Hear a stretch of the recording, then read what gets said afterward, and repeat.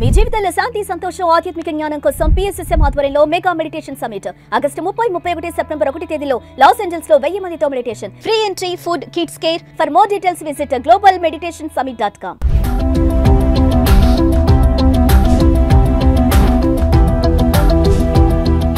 నమస్తే, welcome back to Suman TV. Present మనతో పాటు ఉన్నారు TEDx speaker, legendary award winner in real estate, realtor oxygen founder and CEO doctor Nandi Rameshwararao గారు. నమస్తే sir. నమస్తే అమ్మా. సార్, H1B వీసా రెన్యువల్ చేసుకోవడానికి ఇక ఛాన్స్ లేదు, ఇంటికి వెళ్ళిపోవాల్సిందే అంటున్నాడు ట్రంప్. అంటే మరి రెన్యువల్ చేసుకోవాలంటే గతంలో మనకి డ్రాప్ బాక్స్ ఉండేది, అది కూడా తీసేస్తాము అంటున్నాడు. ఇప్పుడు మన ఇండియాకి వెళ్ళి అక్కడ కాన్సులేట్లో చేసుకోవాలంటారా? ఏంటి ఇవన్నీ, ఎందుకు ఇంత మార్పులు చేస్తున్నాడు? అంటే ఏంటంటే అమెరికాలో పెద్ద థ్రెట్ ఏంటంటే ట్రంప్ గారు కూడా వాళ్ళు ఓన్ దేశస్తులు ఎగనెస్ట్ ఉన్నారు. ఏంటంటే అసలు ఫారినర్స్కి ఎందుకు ఇస్తున్నావు జాబ్స్, మనం లేవా చేసుకోలేము, వాళ్ళకి ఇచ్చిన దాంట్లో మన బతుకు బజార్ అవుతుంది, రోడ్డు మీద పడుతుంది. We are on road, crorepati becoming రోడ్డుపతి. సో అది చాలా వ్యతిరేకత నడుస్తుంది. ఇప్పుడే కాదు, ముందు ఉండేది, ఇప్పుడు కొద్దిగా ఎక్కువైంది.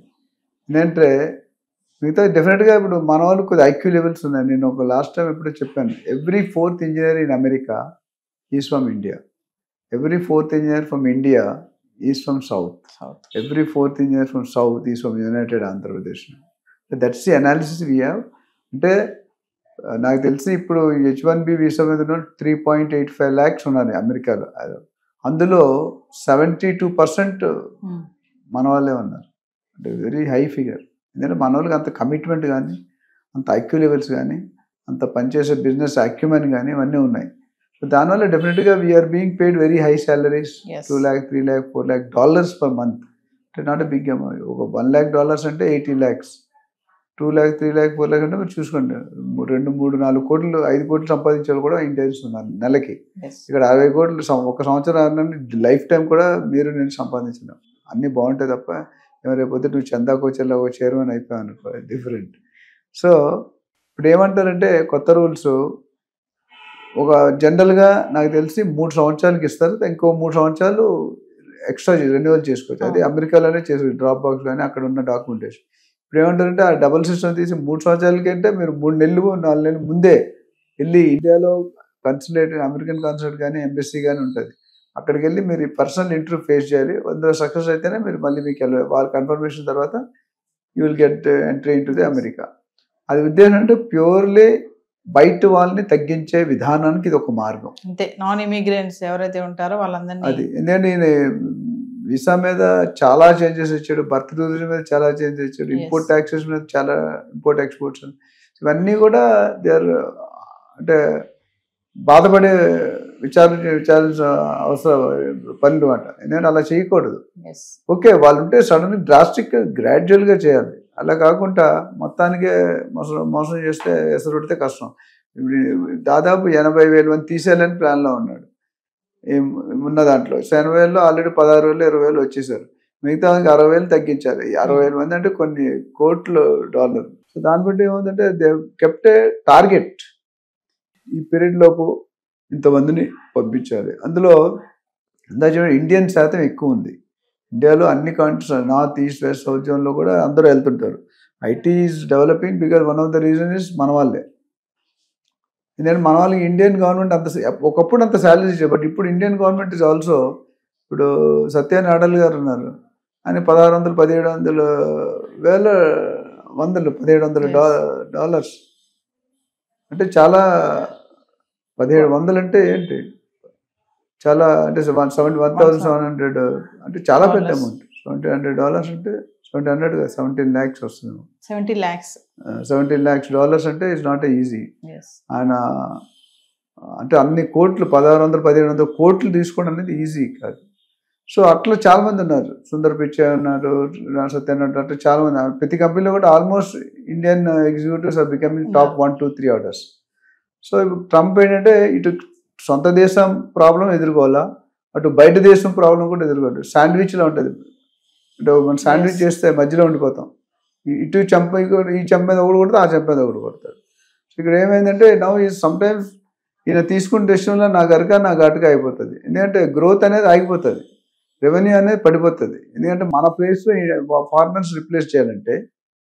సో ఇంకో విసులుబాటు ఏమి ఇచ్చాడంటే ఇప్పుడు సపోజ్ మనం ఇండియా నుండి అమెరికాకి వెళ్ళాం, అమెరికా నుండి వచ్చేసినప్పుడు మళ్ళీ పెట్టుకున్నప్పుడు you can go to other country. అదొక విసులు. అంటే మీరు మళ్ళీ అమెరికాకే వెళ్ళక్కర్లేదు, you can go to Canada. కొన్ని రిలాక్సేషన్ ఇచ్చారు, అదొక బెనిఫిట్. బట్ ఓవరాల్గా చూసి ఇట్స్ టఫ్ జాబ్. ఎందుకంటే వాళ్ళు పని కట్టుకొని టికెట్లు కట్టుకొని ఇండియాకి వచ్చి ఇండియాలో ఉండి అప్లై చేసి కొన్ని రోజులు ఉండి ఏ హోటల్లోనో రూమ్లోనో ఉండి డబ్బులు కట్టుకుంటే మళ్ళీ కొన్ని లక్షలు కట్టడం మళ్ళీ వెళ్ళాలి. ఆ ఇంటర్వ్యూలో ఆపితే మొత్తానికి టర్మ్ అయిపోయి వచ్చేసారు. అంటే sir H1B visa only job holders మీద కాకుండా ఇంకా ఎవరిపైన పడవచ్చు అంటారు? మిగతా వాటి మీద కూడా పడింది. ఎందుకంటే ఇప్పుడు F1B స్టూడెంట్స్ వీసా ఉంది, మిగతా కొన్ని వీసాలు ఉన్నాయి. లాస్ట్ టైం చదివాం, ఆ వీసాల్లో కూడా ఇంపాక్ట్ కొన్ని కమ్యూనిటీకి ఇచ్చాడు రిలాక్సేషన్, బట్ అన్నిటి ఎక్కువ పెనాల్టీ వేస్తున్నాడు. అంటే they have to compulsory go to their respective countries or any other country which they prefer to go next time. అక్కడ వెళ్ళి అక్కడ ఇంటర్వ్యూ అటెండ్ అయ్యి ఎంబసీ కానీ కంపల్సరీ కన్సులేట్ కానీ ఉంటుంది, ఆ రెండింటిలో ఒకటి మనం ఇంటర్వ్యూ అటెండ్ అయ్యి అక్కడ పాస్ అయ్యి వాళ్ళు ప్రూవ్ చేయాలి మళ్ళీ ఎందుకు వెళ్తాం. వీసాలు అడిగే క్వశ్చన్ 3-4 క్వశ్చన్ ఉంటుంది, చాలా తెక్క క్వశ్చన్లు ఉంటాయి. ఆ తెక్క క్వశ్చన్ సరిగ్గా ఆన్సర్ చెప్తే అక్కడ ఆపేస్తాడు.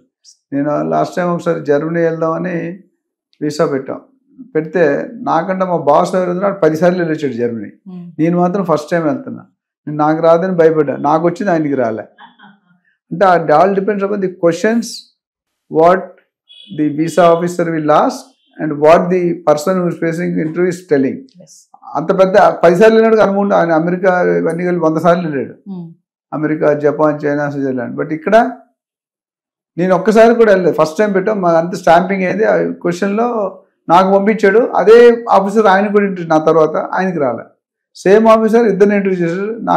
నాకు ఎక్స్పీరియన్స్ లేదు, దానికి ఎక్స్పీరియన్స్ ఉంది, but it is not accurate. So a question to question, officer to officer, it will change. Country to country it may change. వాడు అడిగే నువ్వు ఇప్పుడు తిరిగి వస్తావా రావని మనం చెప్పే దాని మీద పసిగట్టేస్తాడు. వీడు ఉండడానికి వెళ్తున్నాడా లేదా రావడానికి వెళ్తున్నాడా. ప్లస్ అందుకని అంతమంది మనకి ఇంత మనీ ఉండాలనేవారు, బ్యాంక్ బ్యాలెన్స్, ఇక్కడ ప్రాపర్టీ ఉండాలి, బ్యాంక్ బ్యాలెన్స్ ఉండాలి, ఆ రూల్స్ ఇప్పుడు కూడా ఉన్నాయనుకుంటా. అంటే డబ్బులు ఉంటే మళ్ళీ మీరు తిరిగి వస్తారు, లేవనుకోండి అక్కడ ఈ డబ్బుల కోసమే రావాలి కదా మనం. సో అందుకని 50 lakhs మొదట్లో 20-30 years back 50 lakhs 30 lakhs funding, అప్పుడు 50 lakhs అంటే ఇప్పుడు కోట్ల అమౌంట్. సార్ ఫైనల్ ఒక క్వశ్చన్ చెప్పండి సార్, ఎందుకు ట్రంప్ H1B వీసా వద్దు అంటున్నాడు? అసలు నాకు తెలిసి టెస్లాకే ఎక్కువ మంది H1B వీసాలో ఉన్నారు వాడు against side. And there lot of pressure from the local citizens of America.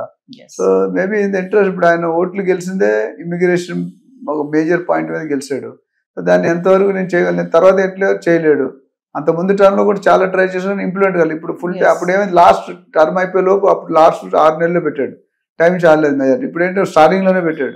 But చాలా మంది మెజారిటీలు పక్క ఉన్నప్పుడు పాస్ అవుతుంది. బట్ ఎన్ని పెట్టాడు అన్ని పాస్ అవ్వాలని రూల్ లేదు. ఓవరాల్గా is trying to increase is own country income and reduce others to come in to the America. Thank you sir.